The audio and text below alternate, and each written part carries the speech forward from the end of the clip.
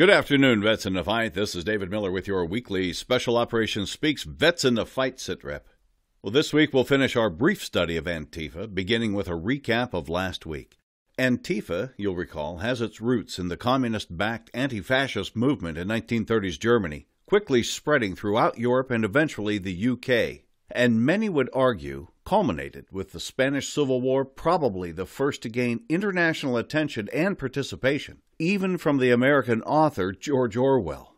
Concurrent to these developments was critical theory, which attacks all that is Western philosophy. It was spread to America very quickly by a small band of elitist intellectuals and readily found acceptance in American universities.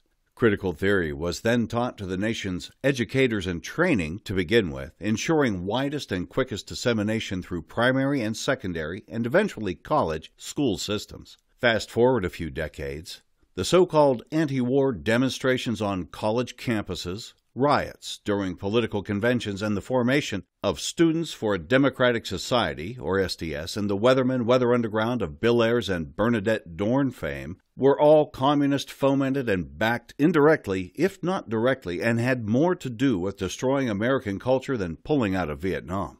This was the militant outcropping of critical theory and socialist teaching over the decades since the 30s and can be considered a godfather to the present American faction of Antifa.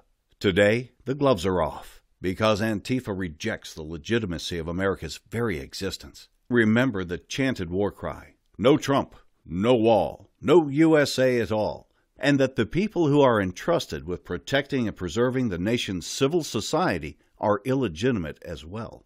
America's Antifa is based on hard-left ideals, but are not necessarily tied to any specific party. The Antifa brand was first used by Rose City Antifa in Portland, Oregon in 2007, but only truly came onto the national scene after the election of Donald Trump. Members of Special Operations Speaks witnessed firsthand the violence and radical Marxism of Antifa and others at the inauguration in January. Antifa, abiding in the old maxim, "the enemy of my enemy is my friend," weave in and out of dozens, if not hundreds, of communist, socialist organizations operating within our borders, using any and all who support them. As we talked about last week, anti-fascism is about control, controlling the culture rather than just the political realm.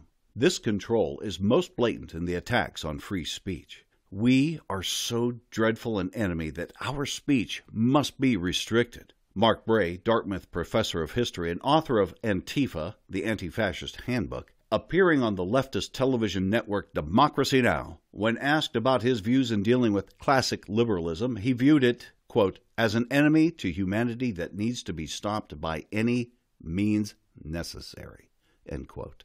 Their cause is chaos. Their weapon of choice is deception. The examples are many and are not limited to college campuses or street violence.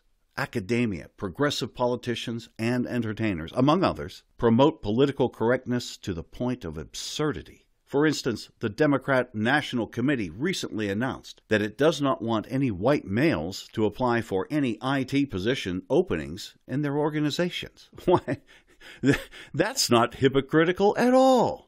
Rhinos and even everyday conservatives especially shy away from making any kind of statement that might be construed as offensive. This is no longer a laughing matter, and the Antifa movement's decentralized structure does make it difficult to track their activities, but Antifa's power is growing. Our culture, our way of life, including, and perhaps especially, the family, is disintegrating under the constant barrage of leftist indoctrination. Indoctrination begins in public school kindergarten and continues unrelenting through higher education. This extreme authority considers strong families to be a threat to their goals. Love of family is and always has been the bedrock of democracy. Duty, honor, country are the strongest social pillars. It is also the safest way to prevent totalitarianism. It's difficult for the Republic's enemies to demand total obedience when family members act selflessly toward their families and country and expect nothing in return. Please, though, do not be discouraged. Stay in the fight. Be engaged. Vote. Run for office. And hold accountable those in office. And may I leave you with this, Psalm 1:6. For the Lord knoweth the way of the righteous, but the way of the ungodly shall perish. Now, watch out for the rollout of our new website coming next week at SpecOpsSpeaks.com. We're bringing Vets in the Fight to the web like gangbusters. Also, catch us at Facebook, Special Operations Speaks, and on Twitter, at SpecOpsSpeaks. This is David Miller for an engaged Special Operations Speaks and Vets in the Fight, wishing you a safe and blessed week ahead. Deo Presso Liber.